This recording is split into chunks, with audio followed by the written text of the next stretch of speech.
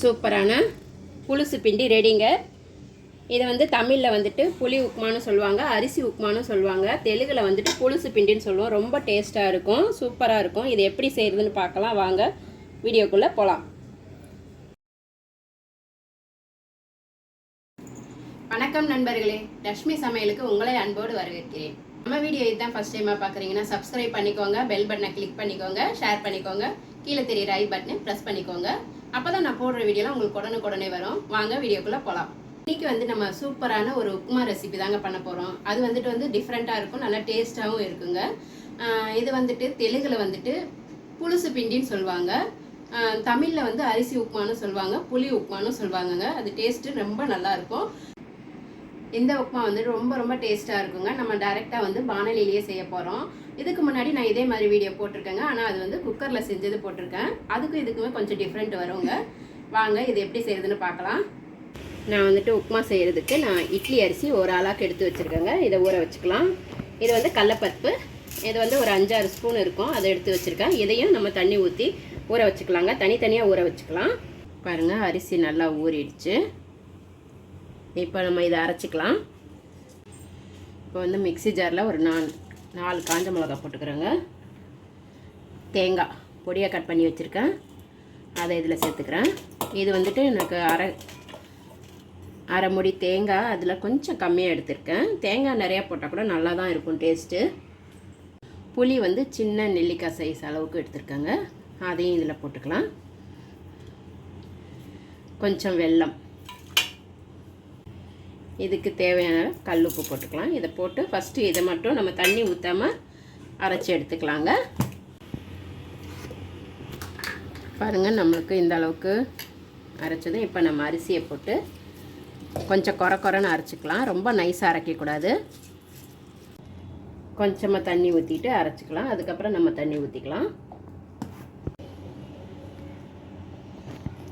பாருங்கள், நம்ம இந்த மாதிரி குறைன்னு அரைச்சி எடுத்துக்கணும். நம்ம இந்த அளவுக்கு அரைச்சி எடுத்தால் தான் நல்லாயிருக்கும், டேஸ்ட்டு ரொம்ப சூப்பராக இருக்குங்க. வாங்க இது எப்படி செய்கிறதுன்னு பார்க்கலாம். பாருங்கள், நம்ம வந்து கடலப்பருப்பு நல்லா ஊறிடுச்சு. இதை வந்து நல்லா வாஷ் பண்ணிவிட்டு ஊற வச்சுருக்கேன். இப்போ இதில் தாளிச்சிக்கலாம். இப்போ ஸ்டவ் பற்ற வச்சுட்டு பானலி சூடாயிடுச்சுங்க. அதில் கொஞ்சம் எண்ணெய் ஊற்றிக்கிறேன். இதில் கொஞ்சம் எண்ணெய் அதிகமாக தான் தேவைப்படுங்க, அப்போ தான் நல்லா டேஸ்ட்டாக இருக்கும் இந்த உப்புமாக்கு. இதில் கடுகு போட்டுக்கிறேன். கடுகு வச்சுட்டு கருவேப்பிலை, இந்த கடலப்பருப்பும் இதில் போட்டு நல்லா வதக்கிக்கலாம்.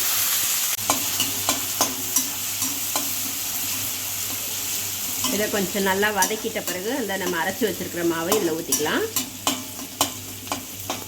இந்த உப்புமாவுக்கு வந்துட்டு நம்ம கடலப்பருப்பு எப்போயுமே ஊற வச்சு இந்த மாதிரி வதக்கிக்கிட்டால் தான் ரொம்ப நல்லா இருக்குங்க, டேஸ்ட்டு நல்லாயிருக்கும்.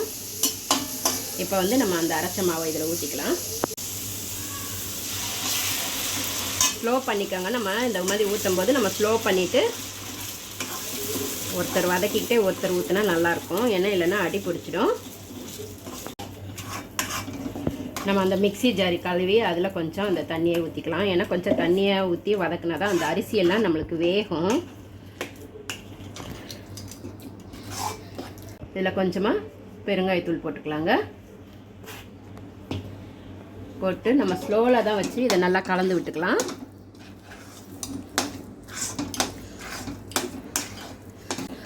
இதில் நம்ம வந்து உப்பு இதெல்லாம் கரெக்டாக இருக்கான்னு நம்ம பார்த்துக்கணுங்க. பத்தலைன்னாலும் நம்ம போட்டுக்கலாம். சப்போஸ் புளி கூட பத்தலைன்னா கூட நம்ம தனியாக ஊற வச்சுட்டு கொஞ்சம் கரைச்சி கூட நம்ம இதில் ஊற்றிக்கலாம். ஏன்னா இந்த உப்புமாவில் வந்துட்டு கொஞ்சம் புளிப்பு இனிப்பு அந்த மாதிரி இருந்தால் தான் நல்லா டேஸ்ட்டாக இருக்கும். பாருங்கள், நம்மளுக்கு கொஞ்ச நேரத்துலேயே இந்த மாதிரி நம்ம கை விடாமல் கலக்கிக்கிட்டே இருக்கணுங்க. அப்போ இந்த மாதிரி பதம் வந்துடும். இதை நம்ம வந்து ஸ்லோவில் வச்சு மூடி போட்டு நம்ம அப்படியே கலந்து விடணுங்க. அப்போ நம்மளுக்கு வெந்துடும். நம்மளுக்கு கண்டினியூவாக இது கலக்க முடியல, கை வலிக்குது அப்படின்னு நீங்கள் சொன்னீங்கன்னா ஈஸியாக பண்ணணுன்னா இந்த ஸ்டேஜில் நம்ம ஒரு பாத்திரத்தில் போட்டு குக்கரில் வச்சிடலாங்க. ஒரு 5 விசில் விட்டாவே நல்லா வெந்து வந்துடும். அதுவுமே நல்லா டேஸ்ட்டாக இருக்கும். ஏற்கனவே நான் வந்து அந்த மாதிரி வீடியோ போட்டிருக்கேன், வேணும்னா செக் பண்ணி பார்த்துக்கோங்க. நான் வந்து இன்றைக்கி இந்த கடாயில் அப்படியே தான் மூடி வச்சு பண்ண போகிறேன். இது அப்படியே இருக்கட்டுங்க, மூடி வச்சு மூடிடலாம். ஆனால் ஸ்லோவில் தாங்க இருக்கணும், ரொம்ப வந்து நம்ம ஸ்பீடாக வைக்கக்கூடாது. அப்போ தான் வந்து அது அடி பிடிக்காமல் நல்லா வெந்து வரும் ஒன்று போல். நம்ம வந்துட்டு இன்னமும் வேகணுங்க. இந்த மாதிரி பாதி வேக்காடு தான் ஆகிருக்கு. ஆனால் நாங்கள்லாம் வந்துட்டு பார்த்திங்கன்னா இந்த மாதிரி ஸ்டேஜ்லேயே கொஞ்சமாக சும்மா சாப்பிடுவாங்க. ரொம்ப டேஸ்ட்டாக இருக்கும். ஏன்னா எங்கள் வீட்டில் வந்துட்டு இந்த மாதிரி எங்கள் அப்பாக்கெலாம் ரொம்ப பிடிக்குங்க இந்த மாதிரி செஞ்சு சாப்பிட்றதுக்கு. அதுவும் இந்த மாதிரி பாதி வேக்காடில் சாப்பிட்டா ரொம்ப டேஸ்ட்டாக இருக்கும். சும்மா கொஞ்சமாக தான் எடுத்து சாப்பிடுவோம். அவ்வளோதாங்க, நம்மளுக்கு உதிரி உதிரியாக கொஞ்சம் வந்துருச்சு பாருங்கள். அப்போது நம்மளுக்கு உப்புமா வெந்துருச்சுன்னு அர்த்தம். நம்ம கொஞ்சம் சாப்பிட்டு பார்க்கலாங்க. இந்த கடலப்பருப்பு இந்த அரிசியெல்லாம் நல்லா வெந்திருக்கான்னு பார்த்துட்டு நம்ம ஸ்டவ் ஆஃப் பண்ணிக்கலாம். அவ்வளோதான், நம்மளுக்கு ரெடி ஆகிடுச்சு. நம்மளுக்கு இது வந்து நாங்கள் தெலுங்கில் வந்துட்டு புல்லணி பிண்டி சொல்லுவோம், புழுசு உப்புமான்னு சொல்லுவோம். இல்லைன்னா தமிழில் வந்துட்டு புளிப்பு உப்புமா அப்படி சொல்லுவாங்க. டேஸ்ட்டு பார்த்திங்கன்னா ரொம்ப சூப்பராக இருக்குங்க, அட்டகாசமாக இருக்கும். இதில் பாருங்களேன், இந்த அடி பிடிச்சிருக்கு இல்லைங்களா? இப்போ வந்துட்டு இதை எடுத்து சாப்பிடும்போது அந்த டேஸ்ட்டு ரொம்ப சூப்பராக இருக்குங்க. எங்கள் எல்லாருக்குமே வந்துட்டு அந்த இதுதான் டேஸ்ட்டு ரொம்ப பிடிக்கும். இந்த உப்புமாவை விட அந்த டேஸ்ட்டுக்காக தான் ரொம்ப எல்லாருமே விரும்பி சாப்பிடுவாங்க. எனக்கு வேணும் உனக்கு வேணும்னு சொல்லி கேட்டு சாப்பிடுவாங்க. அவ்வளோதாங்க, நம்மளுக்கு சூப்பரான உப்புமா ரெடி. அவ்வளோதான், நம்ம ஸ்டவ் ஆஃப் பண்ணிக்கலாம். பாருங்கள், சூப்பராக இந்த சக்கை ரெடி ஆகிடுச்சு. இதுதாங்க டேஸ்ட்டு சும்மா சூப்பராக இருக்குங்க. கண்டிப்பாக சாப்பிட்டு பார்த்தீங்கன்னா நீங்கள் விடவே மாட்டீங்க, இந்த மாதிரியே செஞ்சு சாப்பிடுவீங்க. அந்தளவுக்கு டேஸ்ட்டு அற்புதமாக இருக்கும். இந்த உப்புமா வந்துட்டு நீங்கள் பார்த்தீங்கன்னா அப்படியே வெறும்னே சாப்பிட்லாங்க. ஏன்னா தொட்டுக்க நம்மளுக்கு எதுவுமே தேவைப்படாது. வேணும்னா வெங்காயம் கூட தொட்டு சாப்பிட்லாம், ரொம்ப நல்லாயிருக்கும். பச்சை வெங்காயம் அப்படி இல்லைன்னா சக்கரை தொட்டு சாப்பிட்லாங்க, ரொம்ப டேஸ்ட்டாக இருக்கும். நீங்களும் உங்கள் வீட்டில் ட்ரை பண்ணி பாருங்கள். ட்ரை பண்ணி பார்த்துட்டு எப்படி இருந்ததுன்னு கமெண்ட்டில் சொல்லுங்கள். அடுத்த வீடியோவில் வேறு ஒரு டிஷ்ஷோடு சந்திக்கிறேன். நன்றி, வணக்கம்.